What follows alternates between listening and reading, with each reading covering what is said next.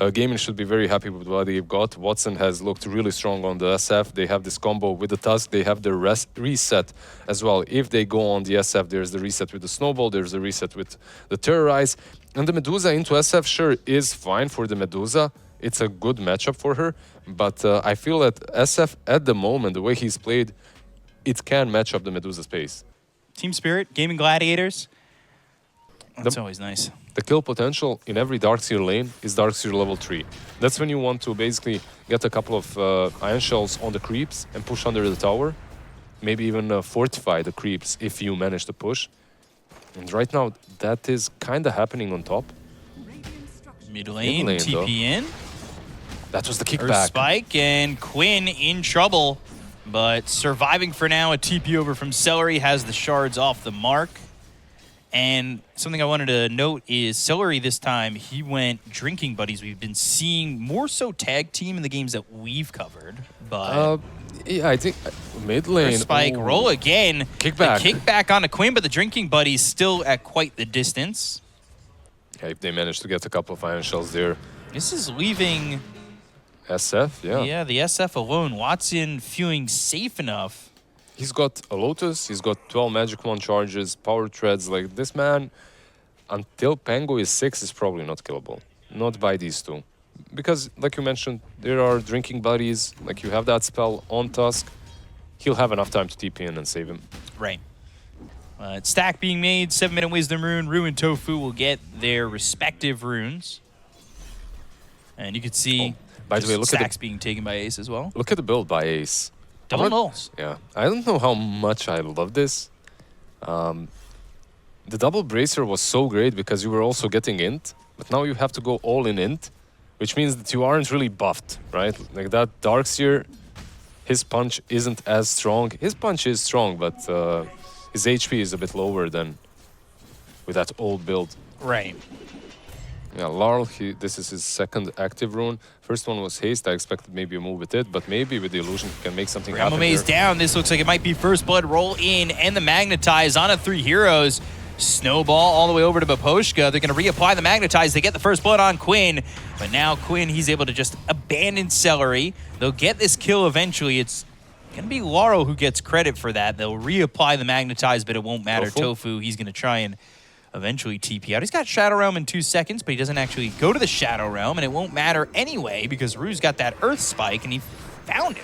Yep. So Shadow Realm as well as the Bramble Maze down. Tofu just trying to bait Rue over and maybe get some more damage as he's just buying time. He knows he's dead. It's just a matter of to whom and when. Yeah, Laurel rotates in, gets that kill as well. Overall, I feel like there are some nice things as well for GG. SF is free farming completely on bot lane. Top lane, Earth Spirit has TP'd in, though. They want to make this move. They're going, and they ball lightning in. The roll is going to be too late. Rue's already dead. The wall is down. The Medusa is pincered away from the Earth Spirit, but he's going to walk on over. They've got the cogs down around. They're getting the kill on a Satanic so quickly, and Maposhka's gone behind him. Double kill here for Ace. Things not looking good for Spirit after that fight. And they knew exactly what's going to happen. Like, they have these 2 perfect wards in the river, so they're seeing the movements. That's why Larl preemptively TP'd top with the Earth Spirit, but it still wasn't enough. They were still kind of caught out of position with the vacuum wall. They've got the Seeds of Serenity. They'll keep these creeps pretty healed up. Quinn just trying to push, get this catapult down, and get some damage onto the Tier 1 tower. The roll off to the side. They've got 2 supports behind them. But with the roll not landing, they're not able to follow that up, say, with a Boulder Smash kick back towards an Earth Spike and Cogs. It's just not happening. They're not getting the kill on him. What they're trying to do is just kill the Carti, but they're rotating in. They want this tower. Yeah. Ball leaning forward. Quinn almost trying to bait them forward and say, hey, I'm juicy. I'm here to go. They've got the Cogs. They'll go to the wall, but the wall is down. The Magnetize is there. The Earth Spike from Rue. They're going to look to get the kill on a Celery, but Celery backs off. Magnetize 3 seconds now. Avoiding that Rolling Thunder with the Snowball that's going towards this Pangolier. So into the roll he'll go. Satanic comes over with a Mystic Snake. That's going to bounce around. A lot of damage being done on the Mount. They'll try to get the kill to the Pangolier. They'll finish him off. And the Gorgon's Grasp is on a Quinn. They'll roll back to the Tier 2 tower. Laro trying to get away, but there's the Electric Vortex. They've got themselves a Requiem coming out from Watson. They'll kill off Satanic. 3 heroes down on the side of Team Spirit. And they clean up again on Gaimin Gladiators. Look, I have nothing against baits. I feel like in the game of Dota, they're one of the strongest tactics that you can use. But if you're baiting something, you should be ready to strike back when the bait connects, because the problem that Spirit is facing right now is they're trying to fight, but they don't have levels. Like Miposhka, if you click on him, even right now, he's level 5. I believe Lion is still level 4. Oof. 12 minutes in. How do you take these fights when the enemy supports are absolutely ready and online? Your supports are far from it. They just need to find space for them. You have no extra lockdown with the hook shot. You have no burst damage with the finger, both not being available in that fight. Now, you are level 6. You do have hook shot, but there's the vacuum hook shot all the way to the neutrals. And Miposhka, He might live, actually. he's certainly got some space. This Shadow Realm is not going to land, so Miposhka with that first hook shot goes over to the neutrals and gets out. Cinema vibes down in that little square for you. But now Malik going in, trying to get the kill here onto Quinn. They've got the finger, the Rolling Thunder, shield crush with the swashbuckle. And guess all what? That damage. And guess what? Yeah, Miposhka on the other side. Yeah. That's all that damage. Earth Spirit. Ooh, Celery. Yeah, we're losing him as well. Getting that kill in a Laurel. That was unexpected a little bit from these two to get a kill on Earth Spirit. Like, not necessarily a hero that dies to these two, but yeah, Iron Shell, a lot of damage from Tusk as well. A lot of control from the two of them. You can't roll out. As Blade Mail feels so late, the net worth is just non-existent here on Laurel. It's kind of deep. Ball Lightning all the way in. Geomagnetic Grip. They've got themselves the Silence. Now they're going into the Rolling Thunder. But the Drinking Buddies and the Requiem kind of off the mark. Not exactly the combo that you want because not much hit. It looked kind of deep by Quinn, but he knew exactly what he was doing because they had the high ground control. And if you're Team Spirit, one of the worst mistakes that you can make if you're playing into a Shadow Fiend is running uphill. You never know what's waiting. And 99% of the times, it's Requiem that's waiting. So, yeah, the way GG executed was really good, but Team Spirit also nicely done. They didn't take the bait. Roll looking. Geomagnetic Grip as well as the Magnetize once again. They go to the Gorgon's Grass. They've got the finger. Ace, even with that Guardian Greaves, isn't able to survive here. They'll take out Celery and Gaimin Gladiators. They've overstayed. They're going to lose 4 heroes with Watson over top, and they give so much back for Spirit to just feast on. Nom nom nom. Yeah, that's 2K back. So get energized with all that gold, with a good fight. Sort of like taking a sip of coffee as you are trying to get back into it. You're asleep for the beginning, a little bit, maybe at the controls, maybe a but little now bit you're, of honey, you know, nom nom nom. yeah, eat a little honey, and now you're in. So we got a little bit of a phrase here for you. Looks similar. Laurel played on Earth Spirit against Storm Spirit in mid, like 20 hours ago. I love how that's written in a ranked game. Strong build with Spirit Vessel, Blade Mail, and BKB, and it was a victory for Laurel. And while I'm reading that, Watson gets killing him out. I think pubs are more important. Yeah, it's a bit different, right? Like he went for a Vessel, something that he didn't go for here. I feel like Vessel Earth Spirit is an old school build. Yeah. It's still playable, but it needs to be the right game for it. It's not always the item that you go for. Vessel... You can see Satanic continuing to farm, looking for that butterfly. We talked about that in the draft with Jenkins, talking about how Medusa feels like that 2-item hero. They got the pipe, they got the rush. Yeah, they get pipe, they get Roche. Butterfly's finished. It's a 6,000 net worth lead. Is this, as I say that, they go for Laurel for a second, then Geomagnetic Grip onto Quinn for the Silence, the Vortex, and now rolling towards Quinn. He doesn't have a lot of mana to play with. He might be vulnerable and in trouble, but here comes Watson. They'll kick Quinn. The Rolling Thunder now going to land. Swashbuckle's there. They get the kill to Quinn. Rue ends up dead. Watson off to the side. Swashbuckling there with the shield crash again. Snowball hook shot behind this Shadow Fiend. However, it didn't hit directly, so they're able to kill Malik anyway. They've got Ace in front of Miposhka with this Ion Shell. They'll stick on him even with the Battery Assault. These right clicks from Watson hurt. The shards block the path from Miposhka going up the steps on the downside, but he will die. It's a 3 for 2. He's just full boss mode this game. Like he went with that Shadow Blade, immediately made it work. Poor Lion didn't even know what hit him. By the time he reacted, he was already dead. All it took was like, what, 3 right clicks from the SF? Then he went in for more.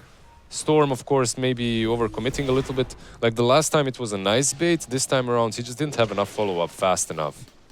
Yeah, didn't quite have the mana, didn't have the team to help, but it did draw them very far away from their base. So, like, in a fight like that, if you had buyback, maybe you can't use it because you're too far away. It could have given maybe Spirit a chance to fight like that in that sense. But, yeah, I mean, that's just a little bit of copium. It did give, it's not copium, it did give Spirit a chance to fight them, and they did manage to kill both the Dark Willow and the Storm. I think they're happy with that. Ooh, good hacks from Rue, but Rue now going the other way, I think taking the attention away from this Earth Spirit. He's very dead. And Vortex to stop the TP, 2 shots from Watson. Quinn's going to get the kill there on Rue.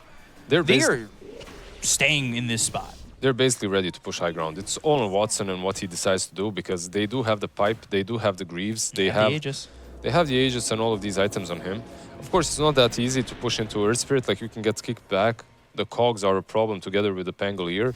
I feel like the biggest power spike that they will have in the next couple of minutes are the BKBs, right? The BKB may be on SF, something that he doesn't necessarily like to buy, but is necessary, and on the Storm Spirit, of course, as well. There's the BKB for the Earth Spirit, but Earth Spirit's net worth is... That means Great Smoke Bros, by the way, from Does Russian. It? Yeah, the translation is Great Smoke Bros. Oh, wow. Feels bad. Yeah. Spirit were the ones spamming that. Yeah. Somebody must have picked up on that on Gaimin Gladiators, right? Great Smoke Bros. Somebody's gotta know. Duratio before was the one. Is this now the nerf? Not having him? I say that. But now they go to the Terrorize. They use the Stone Gaze. Curse Crown's going to pop. Satanic's going to be in a lot of trouble. Locked up, roll in. Now, on to Ace. They've got the Silence. They're going with the Rolling Thunder. They're trying to get the defense to save Satanic here. The Requiem comes in. That's going to land on the Medusa. They're trying to get the kill here. Satanic standing his ground with a little bit of mana. They get the kill on Aru. They end up losing Laurel and Satanic. Ace and Celery fall. Down goes Malik. 4 heroes dead on the side of Team Spirit as Gaimin Gladiators, they come out ahead. They're looking for the full team wipe. Maposhka says, you come to me, I'll come to you. It's a godlike spree for Watson. The buybacks, Watson is deep in this base. It's a triple buyback. They need to get something. They really need to get Watson here. They are trying, and there's the Earth Spike. They're taking the Aegis. Do you re-engage here? He has a pike. They might. Gorgon's Grasp with the Hex, now trying to drain the mana out of Watson, but the Force Staff onto the low ground, so Watson's away with the Shadow Blade. Bramble Maze is down. It lands on a Malik. Satanic over towards the steps, and this is Gaimin Gladiators just leaving with Watson, not losing that second life. That was a 9K net worth difference before the buybacks, and then it became 13K. Yeah, that's rough. And we've seen this split a couple of times. I think we saw this with Watson in one of the games against Falcons for Gaimin Gladiators, where your carry had a lot of net worth, but the rest of the team was very far behind. It was game 2 against Falcons where we saw that too. And then they made that comeback. Obviously, they don't end up winning that game, but when your carry gives you a chance, it feels good no matter the situation. I would say to at least have that chance, but you'd love to be in a better spot.